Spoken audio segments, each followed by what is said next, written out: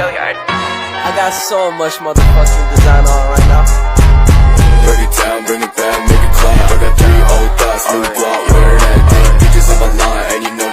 Assalamualaikum warahmatullahi wabarakatuh. Perkenalkan, nama saya Yuda Kawanda dengan NIM S1E022009.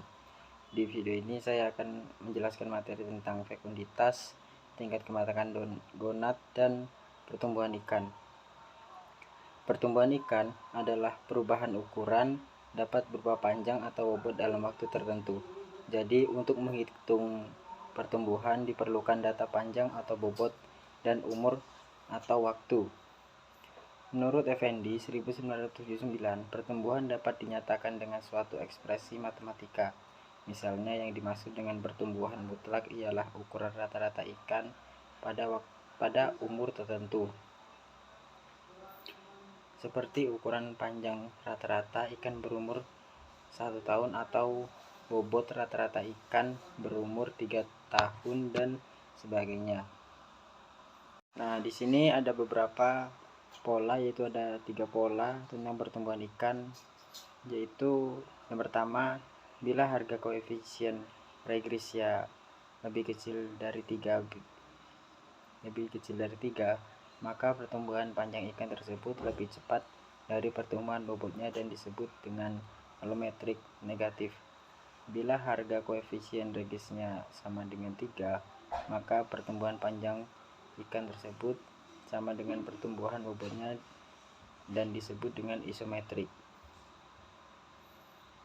Bila harga koefisien regresnya lebih besar daripada 3, maka pertumbuhan bobot ikan tersebut lebih cepat dari pertumbuhan panjangnya dan disebut dengan alometrik positif. Nah, untuk mencari hubungan panjang dan total berat ikan, perlu dipisahkan antara ikan jantan dan ikan betina. Adapun rumus yang digunakan untuk mengukur berat panjang ikan, yaitu W sama dengan AL pangkat B. Nah, materi yang kedua yaitu TKG. TKG dapat memberikan pengetahuan mengenai kondisi kematangan gonad pada ikan.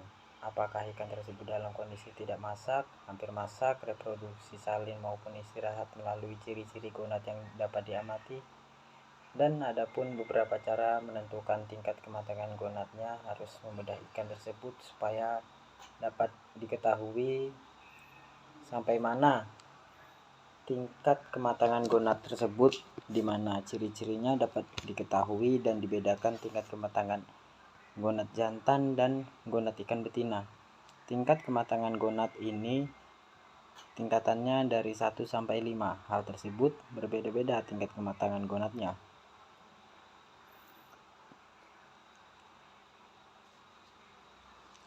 Dan perbedaan tingkat kematangan gonad ikan dan betina antara lain: pada ikan betina, tingkat kematangan gonad 1 ovari seperti benang panjang sampai ke depan rongga tubuh, warna jernih dan permukaannya licin.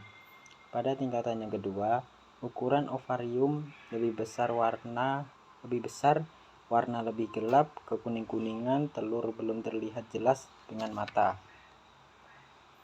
Pada tingkatan yang ketiga, ovarium berwarna kuning. Secara morfologi, telur mulai kelihatan butirannya dengan mata.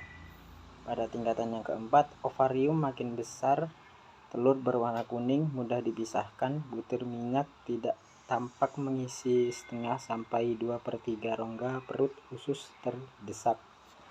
Pada tingkatan yang kelima, ovarium makin berkerut, dinding tebal butir telur sisa terdapat di dekat pelapasan banyak telur seperti pada tingkat kedua. Tingkat kematangan gonad pada jantan. Pada tingkatan 1, ikan jantan testes seperti benang, lebih pendek dan terlihat ujung, jadi rongga tubuh warnanya jernih. Pada tingkatan yang kedua, ukuran testis lebih besar, warnanya putih seperti susu, bentuknya lebih jelas daripada tingkat 1. Tingkatan yang ketiga, permukaan testes tampak bergerigi, warna makin putih, testes makin besar, kalau diawetkan mudah putus. Dan pada tingkatan yang keempat, Sama seperti tingkatan yang ketiga, hampir sama, namun tampak lebih jelas dan tes-tes semakin kenyal. Dan pada tingkatan yang terakhir, yaitu tingkatan yang kelima, tes-tes bagian belakang, kempes, dan bagian dekat pelepasan masih bersih. Tingkatan yang kelima ini merupakan tingkatan yang terakhir dalam menentukan tingkat kematangan gonad pada ikan betina dan ikan jantan. Dan pada praktikum minggu kemarin, ikan yang kami gunakan yaitu ikan lele, betina, dan jantan sudah melewati tahap 1. Hal itu sama dengan ikan mas jantan dan ikan mas betina yang juga melewati tahap 1. Yang terakhir adalah fekunditas. Fekunditas adalah jumlah telur pada tingkat kematangan akhir yang terdapat dalam ovarium sebelum berlangsung pemijahan. Fekunditas dapat digunakan untuk memproduksi jumlah anakan ikan dalam setiap siklus pemijahan. Semakin tinggi fekunditas, maka akan semakin banyak jumlah anakan yang dihasilkan. Ada pula faktor-faktor yang mempengaruhi fekunditas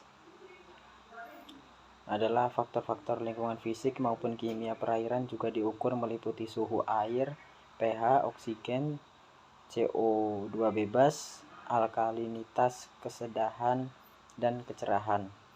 Dalam fekunditas, terdapat fekunditas mutlak dan fekunditas relatif. Perbedaan fekunditas mutlak dan fekunditas relatif ialah pada fekunditas mutlak menunjukkan jumlah telur yang dikandung individu oleh ikan, sedangkan fekunditas relatif merupakan jumlah telur persatuan berat atau panjang ikan. Ada beberapa cara untuk menghitung jumlah telur, yaitu ada 3 cara, yaitu dengan metode jumlah. Metode jumlah ini dapat dilakukan dengan cara menghitung semua telur dengan cara satu persatu dan dikenal pula sebagai sensus lengkap. Cara ini merupakan cara yang paling teliti, tetapi hanya dapat dilakukan untuk ikan-ikan yang telurnya sedikit. Pada ikan-ikan yang telurnya banyak sekali, metode jumlah tidak efisien karena terlalu banyak menghabiskan waktu. Dan metode yang kedua yaitu metode volumetrik. Metode ini dapat dilaksanakan dengan mengukur volume seluruh telur dengan teknik pemindahan air. Seluruh gonad yang berisi telur dikeringkan dahulu, kemudian ukur volumenya dengan menggunakan teknik pemindahan air. Misalnya masukkan air ke dalam tabung 50 Celcius, kemudian masukkan gonad yang telah kering udara tadi ke dalam tabung. Air yang di dalam tabung akan naik setelah diisi oleh gonad, misalnya menjadi 75 Celcius. Maka isi donat ambil dan keringkan lagi. Ambil sebagian kecil dari telur tadi, kemudian ukur lagi isinya dengan menggunakan teknik yang sama. Kemudian diketahui isinya sebagai telur yang diambil tadi. Sekarang dihitung jumlahnya dengan menggunakan rumus X besar dibagi X kecil sama dengan V besar dibagi V kecil, di mana X besar sama dengan jumlah telur dalam gonad yang akan dicari, fekunditas. X kecil artinya jumlah telur dari sebagian kecil gonad.